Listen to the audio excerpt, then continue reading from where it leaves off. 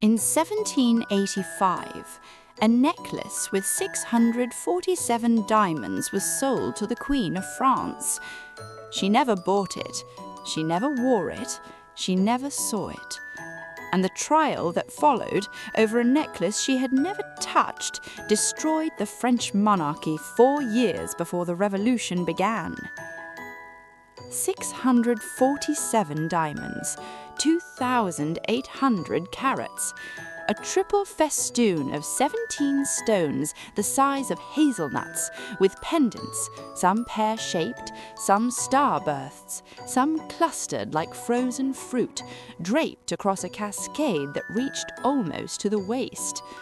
Every stone was cut in the brilliant style, 58 facets, a geometry designed to take a single flame and multiply it into a field of fire. Worn in candlelight against skin, the necklace would have appeared to move, each diamond shifting, catching, returning the light in a different color every second. This was not ornament, it was engineering in service of beauty. The price was 2 million livres, the entire annual budget of the French Navy. Charles-Auguste Baume and Paul Bassenge spent 8 years assembling it. Most of the diamonds were cut in Amsterdam, where a small community of master cutters, many of them Jewish families who had held the trade for 4 generations, worked in rooms lit by northern light, turning rough stones into brilliance by hand. A single first water diamond could take 3 months to finish, a month of study to read the grain and plan the facets, a month of rough cutting, a month of polishing against a spinning iron wheel rubbed with diamond dust, finer than sand. From Amsterdam, the stones arrived in Paris in small velvet pouches, each diamond individually numbered and catalogued. Baume had drawings prepared for every possible arrangement. He and Bassenge slept in the workshop during the final years of the piece, laying stones against fabric mock-ups, waiting for a match. By the time they finished, they had sold their shop and borrowed against their names. The necklace was complete in 1778. Louis XV had commissioned it in 1772 for Madame du Barry. In the court of Versailles, jewelry was not decoration, it was language. A duchess could be identified at 50 paces by the diamonds on her bodice. A marquise wore pearls at the throat to declare her rank. The queen alone could wear emeralds to a ball. No other woman in France was permitted. Every ceremony had its costume, every costume had its jewels. A gift of this scale was itself an act of government. For a king to hang 2 million livres around the neck of a former street girl was to say that royal favor alone determined the value of a woman, that the hierarchy of the court was his to unmake. Then the king died. Du Barry was gone from Versailles within a week. The necklace was offered to the new queen. Marie Antoinette refused it, twice. To wear her predecessor's lover's jewels would have been to inherit her reign. She had no interest in standing inside another woman's light. A lead-lined case is a specific object. It is heavy. It is cold to the touch. Its interior is quilted in dark silk, padded to hold a piece without letting a single stone shift.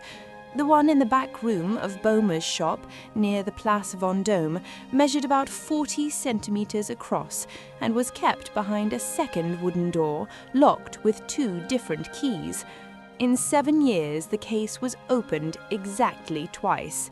Once to show the necklace to an ambassador who wanted to describe it in a dispatch to a foreign court, once when Marie Antoinette's chamberlain arrived on his second attempt to persuade her, and was permitted to see the piece before carrying the refusal back to Versailles. Baume was going under. He had begun selling his household silver. His wife had written to her brother in Frankfurt, asking if she could send the children there for a time. A woman named Jeanne de la Motte had been watching his shop for 2 years. She had been born with diluted royal blood and no money. A paper in the family Bible traced her father, through an illegitimate line, back to Henri II. At the age of 7, she had been pulled off a country road, recognized, and placed in a convent. A small royal pension arrived each quarter. It was not enough for the life her name suggested. In 1780, she married a minor army officer. She called herself Comtesse. No one denied it. The man she needed was Cardinal Louis de Rohan. He had insulted Maria Theresa of Austria in a letter 12 years earlier, and Marie Theresa's daughter had never forgiven him. Marie Antoinette would not speak to him. She walked through rooms where he stood and pretended he was not there. He was the Cardinal of France, and he had been erased. He would have given anything for a sign that the Queen had forgiven him. In March 1885, Jeanne became his mistress. She did not seduce him with her body. She seduced him with one sentence delivered during their second meeting. "The Queen spoke your name yesterday." Within weeks, she was producing letters, addressed, she said, from Marie Antoinette herself. Rohan kept them in a locked drawer. He read them at night. He fell, slowly and completely, in love with the idea that the most powerful woman in Europe was softening toward him. He never questioned the handwriting. The seal looked right. The phrasing was elegant. Every letter ended with the same 3 words: Marie Antoinette de France. The royal children of France are taught one rule about their name from the age of 5. They sign only the given name: Antoinette, Louis, Louise, never the territorial surname. De France is the name of the kingdom, not of any individual within it. A real letter from the Queen would end with a single word: Antoinette, and a flourish. Jeanne de la Motte was descended from kings, but she had been raised in a convent, and she had never seen a royal letter in her life. She signed each forgery the way she thought a queen would sign, with the full weight of France behind her name. Every letter Rohan received carried the evidence of the fraud in its final 3 words. He read them for months. He never saw it. By August 1784, Rohan wanted proof, a single moment with the Queen herself. The gardens of Versailles were laid out as a living allegory, each grove planted around a god, each god giving the grove its meaning. There was a grove of Apollo, where poets were received, a grove of Ceres for harvest festivals, a grove of Flora for spring weddings. And there was a Bosque de Venus, surrounded by walls of clipped hornbeams so thick that only one path led in. At midnight, Rohan waited there. A figure in a pale summer gown emerged from the darkness. She walked toward him slowly. She lifted one hand and placed a single rose in his. Then she said the words Jeanne had taught her. "You may now hope that the past will be forgotten." The rose he kept. He pressed it between the pages of a book. On 21 January 1785, Jeanne brought Rohan the message. The Queen, she said, wished to buy the necklace in secret. Public extravagance was impossible in a time of crisis. She required a trusted intermediary. Rohan went to Boma. He showed the jeweler a contract, signed, he said, by the Queen herself. Boma's signed. The lead-lined case was unlocked for the first time in 2 years. Inside, on a cushion of dark velvet, the necklace caught the candlelight and threw it back in fragments. It weighed a little over a pound. It had taken 8 years to assemble. It was placed into Cardinal Rohan's gloved hands. On the 1st of February, Rohan carried the case to Jeanne's apartment in Versailles. A man arrived in the Queen's personal livery, blue and silver, gold braid, white powdered wig. He presented the proper credentials. The man was Jeanne's husband. By morning, the necklace was in Paris. The destruction of a diamond necklace is its own craft. In a back room of the Motte apartment, Marc-Antoine de la Motte worked by candlelight for 6 hours. Jeweler's pliers, a small bronze hammer, a velvet-lined tray. Each stone was separated from its setting with a single precise motion, a motion he had been taught that afternoon by a fence in the Marais, who had told him, "Do not hurry, do not speak, and do not let one fall." 647 diamonds came loose. They fell on a black cloth like hail. The settings, intricate Baroque trellises of gold that had taken Baume months to design, each filigree curve calibrated to hold a specific stone, were melted in a small crucible in the fireplace. Marc-Antoine divided the stones. The smaller diamonds, roughly 500 of them, he sold in Paris over the next 3 weeks. Pawnbrokers near the Pont Neuf, dealers in the Marais. Prices were half market value. Secrecy paid the rest. The largest stones he carried across the Channel himself, sewn into the lining of his coat. In London, Bond Street jewelers bought them without documentation and without comment. From there they scattered. One of the centerpiece stones surfaces, by historians' best accounting, in a tiara commissioned in Munich in 1790. Another appears, matched to Baume's original drawings, in the inventory of a merchant's wife in Hamburg 7 years later. Smaller stones pass quietly through dealer ledgers in Frankfurt, Vienna, St. Petersburg. The 3 largest stones, the pendants Baume had called his chef-d'œuvres, the pieces for which he had travelled farthest and waited longest, entered London in February 1835 and were never documented again. They are presumably still in the world. Cut smaller, perhaps, set into something else, born by women who do not know. On the 1st of August 1785, the first instalment came due.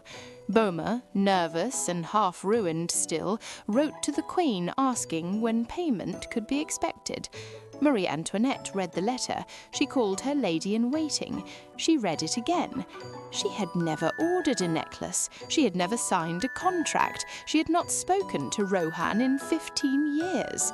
The letter was handed to the king that evening. Within hours, the court at Versailles knew it. By morning, every salon in Paris was speaking of nothing else. On the 15th of August, the feast of the Assumption, Cardinal de Rohan arrived at Versailles in his full ecclesiastical robes to celebrate Mass in the royal chapel. Scarlet cassock, white rochet, biretta, the highest vestments of his office. Before he reached the altar, he was arrested. The entire court watched it happen. The trial lasted 9 months. On 31st of May 1786, the Parliament of Paris acquitted the cardinal, the prostitute who had impersonated the Queen, and the mystic Cagliostro, a court magician Jeanne had drawn into her circle. Only Jeanne was condemned. On 21st of June 1786, she was led onto the steps of the Palais de Justice. She was stripped, she was whipped, she was pressed to the stone and marked with a branding iron, the letter V, volus, thief, burned into each shoulder. A body marked with iron becomes a different kind of object. It carries its sentence permanently. No gown, no veil, no powder can cover the scar. Every dress she would ever wear afterward had to be cut around what had been done to her that morning. For the Queen, the verdict was worse than the crime. The court had declared the story plausible, that Marie Antoinette was the kind of woman who would secretly order a 2 million livre necklace behind her husband's back. She stopped appearing in public after that year. Jeanne escaped from the Salpêtrière in June 1787, dressed as a boy. She crossed France, reached the coast, and sailed for London. She lived quietly there on the remains of the diamond money for 4 years. In June 1791, a bailiff came for her. She offered him a bottle of wine. She slipped into an adjoining room and locked the door. When he forced it, she was at the window. She jumped. She struck a tree on the way down, both legs shattered, one eye lost. She died on the 23rd of August, 1791, at the age of 35. 2 years later, Marie Antoinette, who had never seen the necklace, who had never signed the contract, was led to her own scaffold. The diamond necklace was cited in her indictment. What survives today is small. The original drawings of the piece preserved in Boehmer's firm ledger, the receipts from the commission filed in the French National Archives, a miniature portrait of the Queen wearing an imagined version of the necklace painted by a royalist artist after her death, an object of the necklace she refused, worn by the woman who never wore it.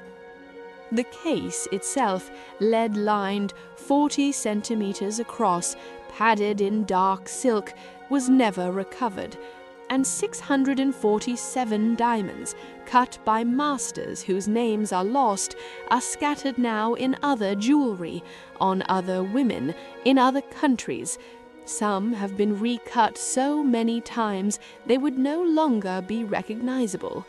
A few, perhaps, are still in their original form, worn in candlelight, catching the flame, throwing it back